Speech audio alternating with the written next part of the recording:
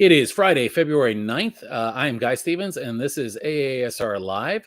Really excited to have you here. And you're probably wondering, how are we back 2 days in a row? We don't usually do AASR Live every day, but it seems like it's turned into a new thing. I think I'm just going to leave the camera and microphone on, and we'll have live events all the time. I am going to go ahead and bring my guest up today. We've got a kind of a special event happening today. Not our normal, typical live event. We are doing a live event to promote and talk about another event. That sounds very meta. But before I get started with that, let me go ahead and introduce my guest who is sitting here next to me, Diane Gould. Diane, welcome. Really excited to have you here today. Thanks so much. I didn't know this was making you do 2 days in a row. So. Oh, well, you know, we usually do these every other Thursday. And we are booked out in advance. I think we've got events booked out for the full year this year. Yeah, I'm coming in October to talk. Right. But there's so much more that's happening. And of course, it's always a great opportunity to jump on a quick event and share with people things that are really timely and relevant and coming up, which is what we're kind of going to do here today. So not our typical event, but a good opportunity to go live and share with people some exciting news. And the exciting news is about a conference that's coming up, but I want to talk a little bit more generally as well. So Diane, you know, I'm not going to go through kind of your full introduction here, but among other things, you are the founder and executive director of PDA North America. And I wonder if you might tell us a little bit about, well, why don't we start at a very high level? Before you tell us about PDA North America, why don't you tell us a little bit about PDA? Because I was sharing with you before we got on here, I'm getting more and more people that seem to be asking questions about PDA, that are hearing the term PDA, and there seems to be a growing community and interest around this. So can you talk a little bit about, for anyone that might not know, first, what is PDA, and then we can talk a little bit about what PDA North America is. Sure. So I'm thrilled how our awareness campaign about PDA is taking off.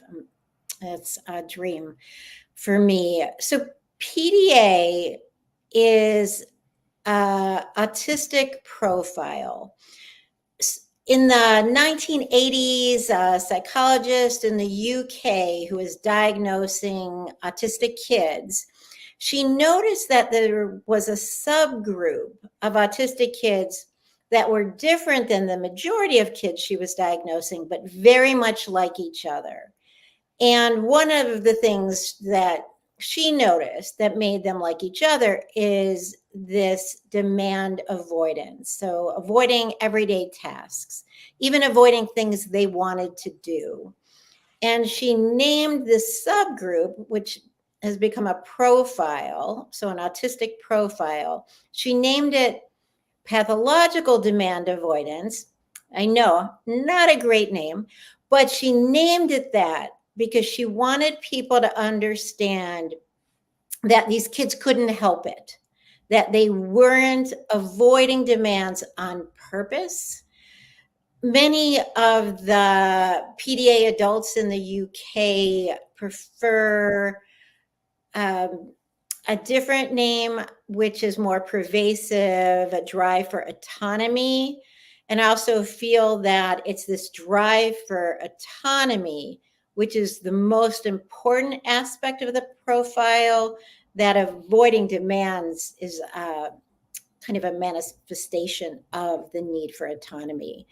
So this awareness spread in the UK in the 80s, 90s, 2000s, where people were recognizing this profile. And what was so important with this profile is that the traditional supports, interventions that are used mostly in schools, but also are in parenting books for autistic individuals, not only don't work for those who fit the PDA profile, they make things worse because PDAers have this very high level of anxiety and an anxiety-based need for control.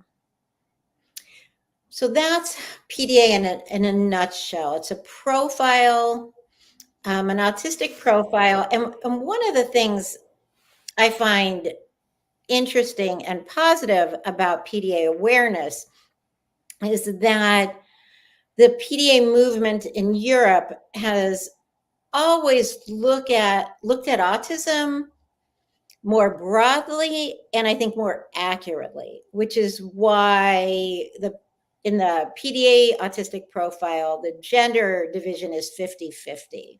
And I think that's because we look at autism from this very male, this very stereotypical kind of checklist of behaviors, and not a way of experiencing the world, which is much more like a PDA outlook. So when did PDA start to become a little bit more recognized here in the United States? I mean, it seems like from my experience that I'm hearing more and more these days from people that are aware of PDA and people, both parents and schools that are becoming aware of this. But you don't have to go back too terribly long, and I don't think there was a whole lot of awareness at all. So how did PDA begin to get some recognition here in the United States? And how did you then, get interested in this? I think everything in the disability world in my long career has come from a parent not taking no for an answer. I can relate to that a little. Story. Yes, definitely your story. And I had focused my career on supporting autistic kids and adults. I did some work in trauma because I was a social worker interested in behavior. So I was doing assessments for kids with complex trauma histories in Chicago who were having problems in school. So I was interested in trauma and autism. And I had this client who said, "Hey, have you heard of PDA?" And I'm like, "Yeah, I think so." But I didn't pay attention because I'm busy and I don't pay attention to lots of things that are happening outside of my little office and with my clients. So she's like, "All right, you've got to," and sent me article. And when I finally thought I better give in and read all this PDA stuff, I was fascinated, in part because all the supports and interventions they were talking about were the ones I was recommending in my assessments for kids with trauma histories. And I had also believed that that was kind of the way to go for individuals who were struggling. I'd used those techniques with my clients when I was doing a lot of therapy. So I decided, all right, I want to learn more. And I became I found a consultant in the UK. I began to study PDA, and quickly thought, all right, I'll hold a conference. We'll see if anyone comes, fly some experts from the UK in. And I did that in March 2020. That date probably rings a bell to most of us. We had the conference right before the world shut down, but we had 165 people from all over the country fly to Chicago.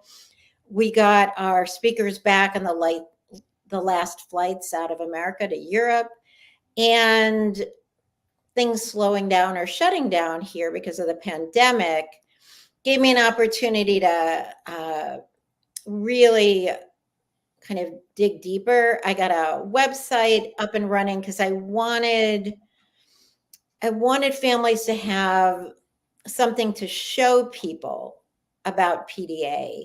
At the end of the conference, it became very clear that this had to be a beginning of something, not an ending. I had only kind of thought through having the conference, but it became clear we really needed to do something. The energy in the room, the parents' needs, what they had been through with this very misunderstood kind of profile that no one had heard of.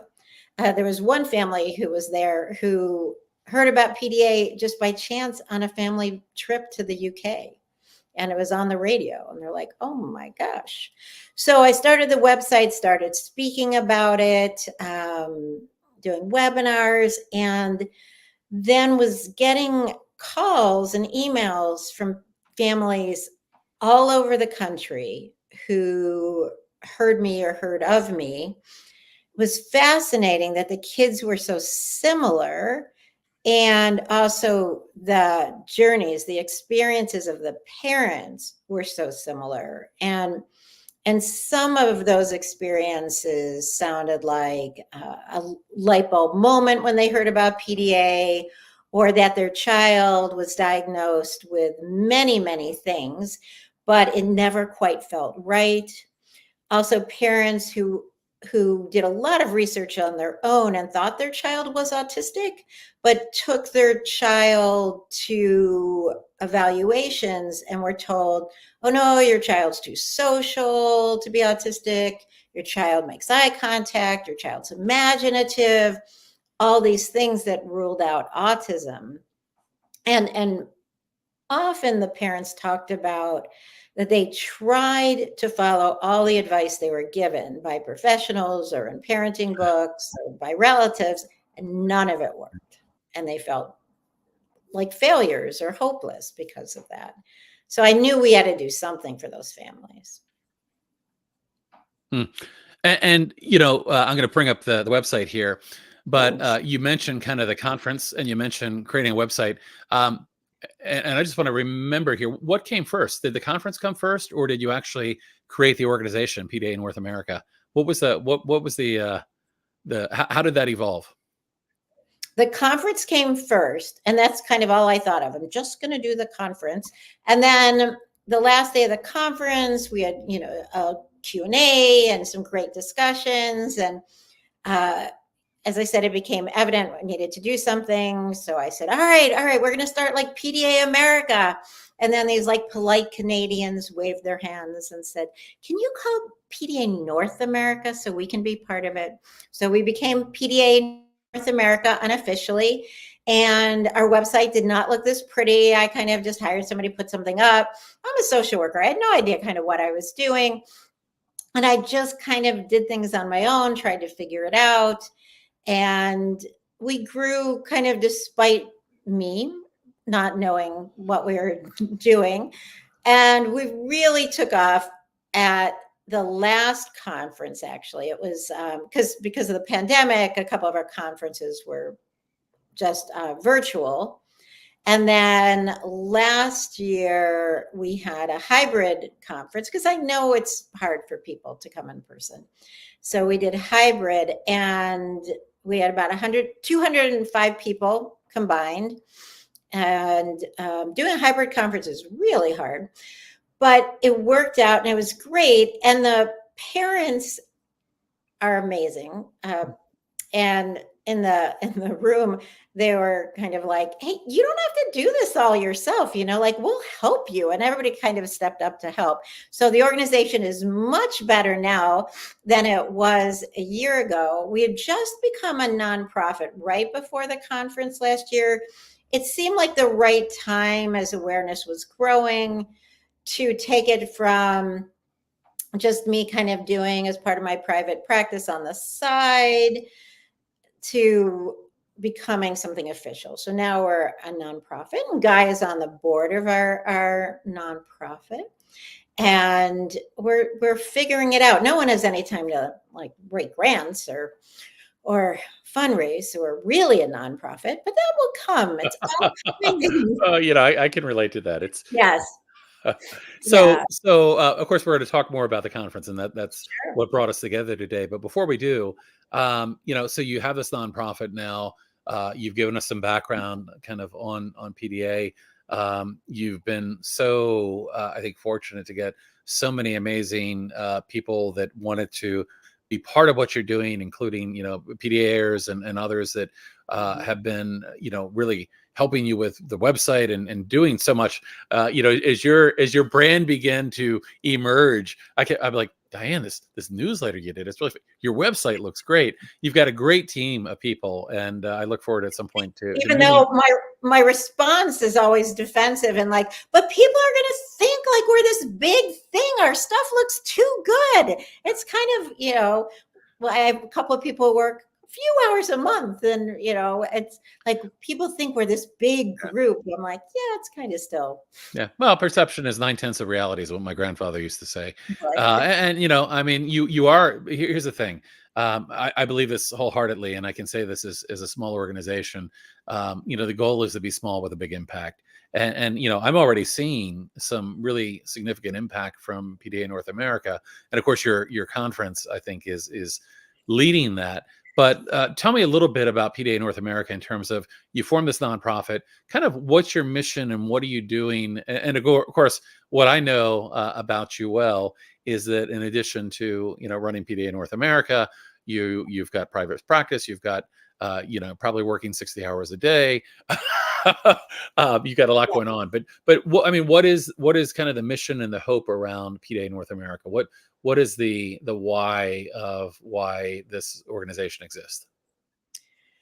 it's a good question. A lot is the awareness piece because so still lots of people have not heard of it. And that is always going to be, I think, a big part. And awareness for families so they don't feel so alone, so they don't have to do things that aren't going to be helpful first.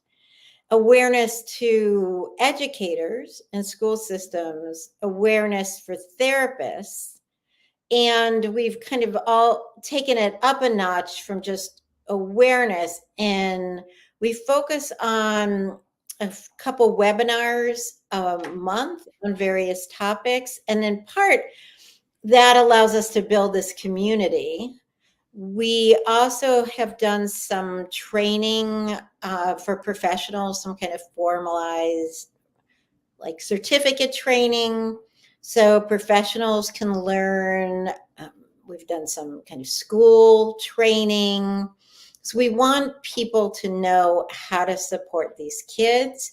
We're also in the middle of forming support groups because that the isolation for PDA parents and, you know, the judgments they've received and criticisms, we want them to have support. So that's also a very high goal for us. Fantastic.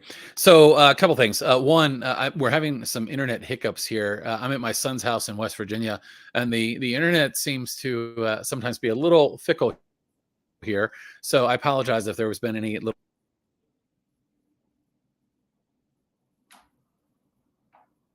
outages here on anybody's screen. Yep. Way in what you're doing, and that need, you've described it. Oh, okay. Hopefully we'll come back here and to better support PDAers, I think is so so necessary, and appreciate the work that you're doing. So of course we want to transition a bit and talk about the conference. So your next conference is actually coming conference, and I'll bring up a page here with more information about the conference, but tell us a little bit about that upcoming event that you've got. Well, we're doing it a different kind of format this year than we did last year. I'm always trying to figure out how to meet the needs of everyone in the community. So we're doing kind of a virtual conference and an in-person conference with a one-day overlap.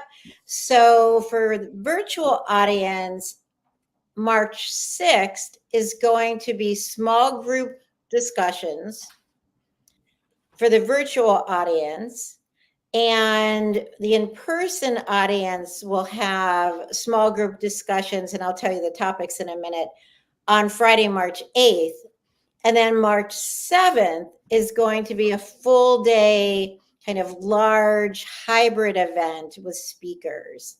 And maybe I'll start with that one. So we're having kind of as our keynote speaker, Linda Murphy, who wrote 2 books that were not designed for PDA families or PDA children, but work for this population. Her first book was the Declarative Language Handbook, and her second newer book is the Co-Regulation Handbook.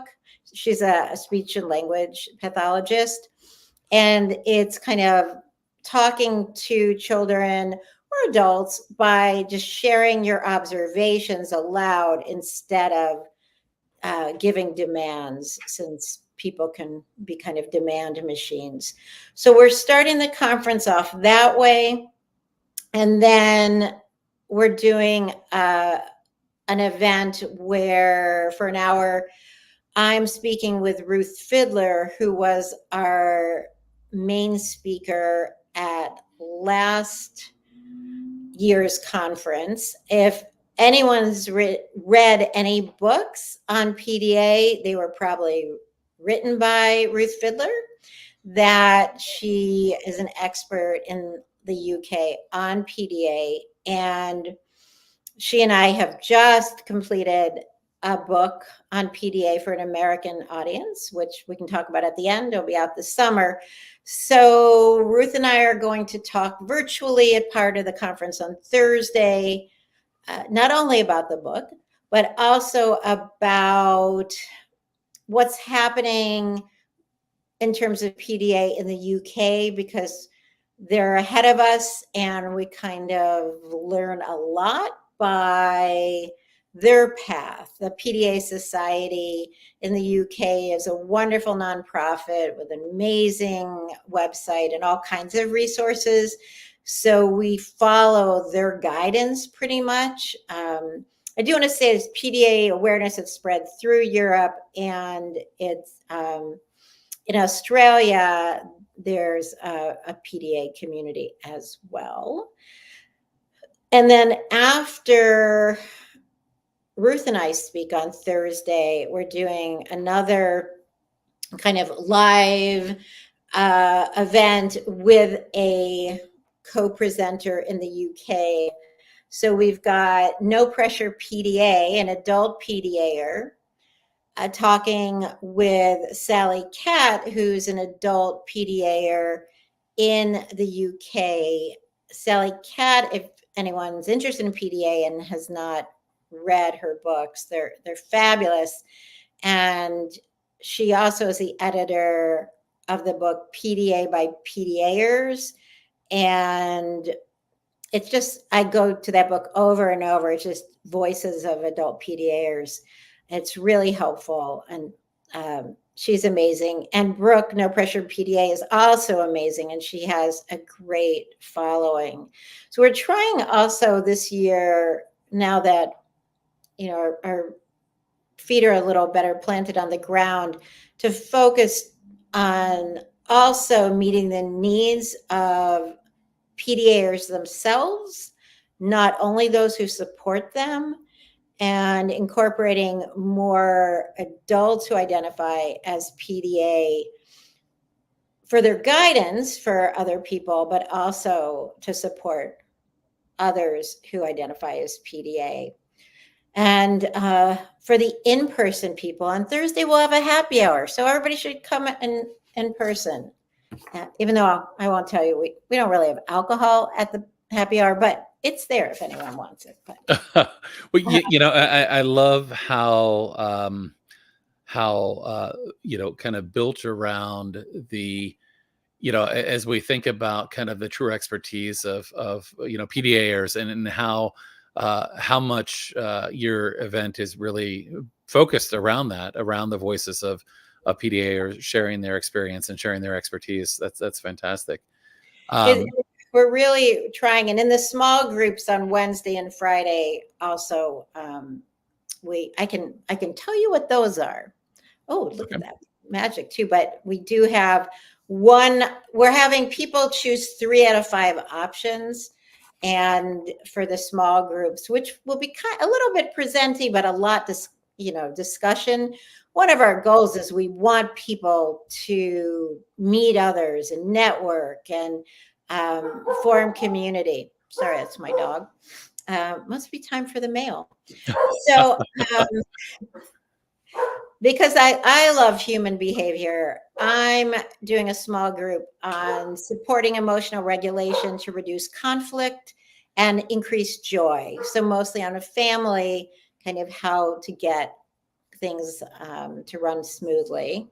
Zach Morris, who's the educator on our team, who everyone is just in awe of, and he ran a school for mostly PDAers in Montana. Zach's actually going to be up on our program. When? Coming up soon. It's I want to say it might be our next program. So our next regularly, well, not even regularly, next Thursday, actually at 3 o'clock. It looks like we've got Zach. Oh, he's fabulous. He is a young visionary and has so much to say. He's just a wonderful, wonderful person, and hopefully he'll mention the conference as well. So his group is entitled Forging a Fit, Educational Collaboration for PDA Families. And he really helps people tease out kind of the difference between like learning and schooling, which I think is really helpful. Sandra McConnell, who some people know as the PDA Mama Bear, who is talking about parenting PDA, power, persuasion, and purring.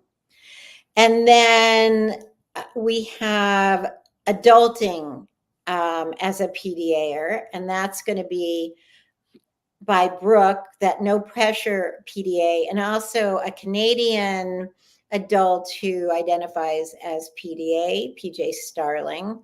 They're going to talk about adulting. And then a colleague, social worker friend of mine in Chicago, Colleen Hanson, is going to talk about Polyvagal Theory and the Safe and Sound Protocol. Oh, wow. Wow. Exciting. Yeah. So it's, something for everybody.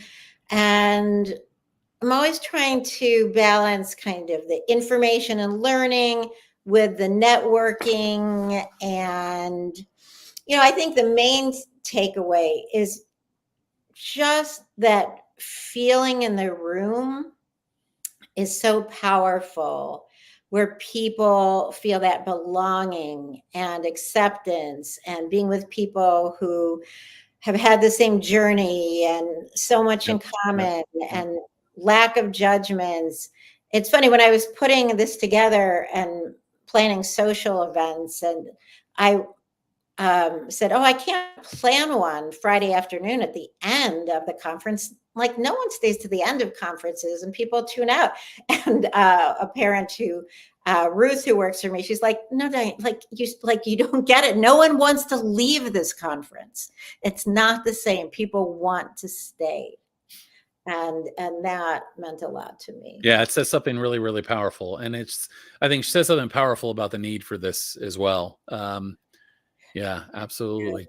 So, and of course, there are tickets on sale now, right? People can go and register, and I put a link up for folks to register. And you have also been kind enough to offer a discount code for our listeners that might be listening today or listening in the next few days. So we've got a promo code, which is AASR10 for a 10% discount, which is always great. Never a bad thing to be able to save a little bit of money as well. What is the registration fee? Just out of curiosity. I was so worried you were going to ask that. I was like, should I look that up before I come on? And the question is, did you? Me? No. Yeah, I am like the worst with money, which is why I don't really handle any of the nonprofit money. So I don't know. I know prices went up yesterday. Well, and in fact, I just pulled this up because I'm kind of multitasking here, but let's see if this works here. And if it does, there we go. So it looks like you've got a couple different options for the in-person tickets. You've got a full conference for the 7th and 8th at $375. And of course, you can save 10%. Additional family members, so you've got a kind of a breakdown here. So people can go and register now, and of course, tickets are available now. I do want to say for the virtual audience too, no one is turned down for inability to pay. That's, So yeah, for the virtual audience, just to make it clear, and that's always been the policy. gotcha. Gotcha. That's great. So we have a couple people that are, look at this. Ruth is saving the day here as well. Said in person both days, 375. So you've got help all the time. That is, this organization really is I doing am some great so things. lucky. I am so lucky. They're like my memory banks, and and they don't even laugh at me when I'm like, yeah. Like somebody came up to me at a lunch, I think, at the conference last year, and they like created some QR code that people could sign up for stuff. I'm like, I have no clue what you're talking about, but thank you so much. That sounds fabulous. I like people are doing a great job doing things that I can't do. It's wonderful. That's great. That's great. So I just want to encourage people that are watching live. We're going to wrap this up in a couple minutes, but if you have any questions or you want to just give us a shout out and let us know who you are and where you're from. I see a couple of people have done that already. Feel free to tell us in the chat who you are and where you're watching from. Or if you're planning on attending the event, either virtually or live, let us know that as well. So Diane, anything else you want to tell us about the event? Anything else that people should know about the upcoming conference? I think if you can come in person, it's a different experience, but I do understand that not everyone can. We are always open for ideas on topics and speakers and serving the community. We aren't doing as much on the basics of PDA this year since so many people have heard it. So anyone that registers gets my like 1 hour webinar for free of kind of introduction to PDA. So you come in with some knowledge. So that's kind of part of the registration too. And we do that kind of PDA 101 every month. And for people too. And we have all kinds of things on our website. So lots of free downloadable resources. And some good swag that I call the best passive aggressive presents money can buy. No, you absolutely do. And in fact, you've got a really nice little online store there on the website. And I was just going to pull it up here if it'll come up here. Of some really great stuff. Let me pull this up. We'll add it back to the stage here. And what I love about it, can't not won't. I love that shirt. All sorts of cool merchandise. Love what you've got. You've got a great team that is doing some really amazing stuff. Yeah. So the other thing I wanted to mention here, and of course, we want to encourage people to sign up for the conference, either to attend in person or virtually. And of course, the promo code is on the screen there. You mentioned earlier another thing that you've been doing lately, among many things that you do, and that was a book that you've been working on. Right. And, why don't you give us a little update? I'm actually going to share my screen here and bring something up. But why don't you give us a little bit of an update on what you're working on in terms of the book? And I'm going to bring it up on the screen here. And if you would tell people about this book that is going to be coming out very soon, Navigating PDA in America. Thanks. Before we get off the conference, I also want to put a pitch. We're always looking for sponsors for the conference, and we'll do all kinds of advertising for you if you sponsor it. And that helps us be able to scholarship everyone for it too. Yeah, and that's so important because it is not. It's a lot of work to put on an event like this, and it takes a lot of resources as well. And I know in the past we've done some things where the sponsorships have really helped us to do that, to offer free tickets and to do other things that otherwise we can't do. So yeah, I'd certainly encourage anybody if you're. We've started recently getting some sponsors on our podcast, and it's really helpful. I mean, this is work that takes a lot of effort and resources, and I would encourage anybody that might be doing something in this space, reach out to Diane. And Diane, who should they contact if they're interested in doing a sponsorship? Is there something on the website, or is there an individual they should reach out to? Any of us, just even the info at PDA North America.org, and we all get that, because especially a hybrid conference is about 4 times the cost of either a virtual one or a in-person one. But we really like being able to offer hybrid. It's just, oh, thank you, Ruth. So Ruth is saying, just reach out to Sarah. So consider if you have a practice or work for a company, a sponsorship is great. With the book, so I've always wanted to write a book, had no idea kind of how hard it is to write a book, but now I know. And luckily, I had Ruth Fidler, who actually knows how to write a book, as my partner. I think it was 2020 as well that I made as my New Year's resolution, because I love human behavior, that I was going to just ask for anything I wanted. And if I didn't get it, I didn't get it. But I wasn't going to let the not getting something keep me from asking for it.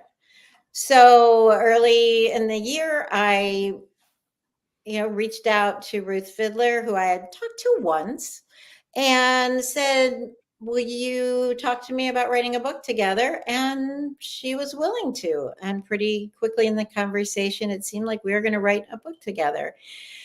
And in part, besides wanting to write a book, I found it frustrating for the families I was working with that they had to go to the UK, to leave their country for resources, to read books that all mentioned the educational systems in the UK or the healthcare systems, or called cookies biscuits, or had all those U's in their spelling, that it was like this little reminder that like PDA is not accepted in America. So I wanted there to be a book that was for an American audience, and that also could add some new information to the discussion. And hopefully we're doing that in this book. Ruth and I tried to give kind of a framework for supporting those who identify with PDA. And I'm excited about it. I'm very nervous, but it will be out, I think, June 20th. Yeah, and I just pulled up the Amazon page, and actually it is available on pre-order. Yes. So folks can actually pre-order the book now, and it's set to be delivered on Friday, June 21st. And those pre-orders usually work fairly well. That, I mean, it's just suddenly this book will show up, and you're like, oh yeah, I did order that. So that's a great opportunity for folks if they want to get a copy. That's really exciting, and I know that it's put a lot on an already pretty busy plate of things that you had to do. But it seems like just yesterday you were starting it. So yeah, the fact that it's like done and years, yeah. It's a 2 years of writing and negotiating, and I kept. When I first wrote, just funny, I'd write stuff about the education system, and Ruth would say, "You can't put that in the book." I'm like, "It's true. This is our education system. Mm-hmm. I'm not making this stuff up." Mm. She's like, "Really?" Like, yeah. And so it was an interesting process. Yeah, I bet.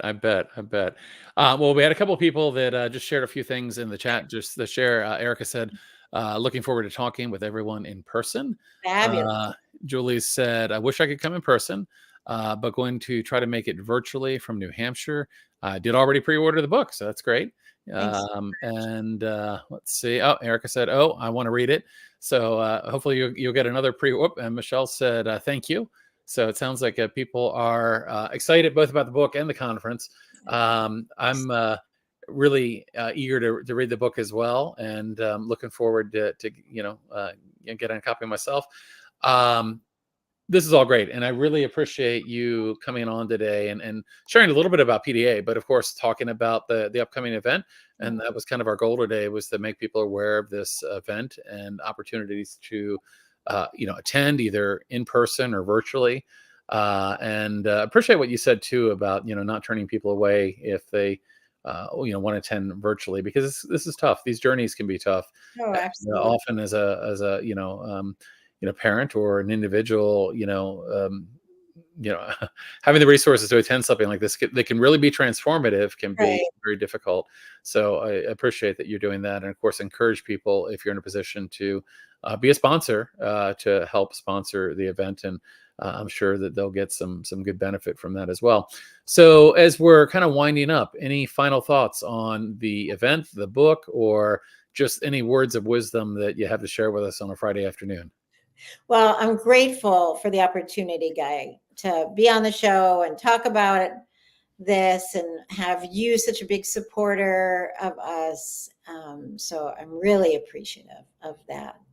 And again, we're open to ideas, and to broaden our community is our goal, to make it more diverse, to reach people that we haven't reached. We've reached a ton of people, and I'm so thrilled, but there's so many more people that we've missed. So if anyone has ideas or can spread the word to other communities, I'm really grateful for that. Absolutely. And it really, I mean, you've really built a community. I mean, of course, you've got a nonprofit, but that behind that nonprofit is this community. And I remember after the event last year, you telling me about kind of all the people that began to get involved. And, I've been just really enjoying kind of watching how I mean, your website and all the things that you did just continue to evolve, and meet that goal of helping and supporting more people.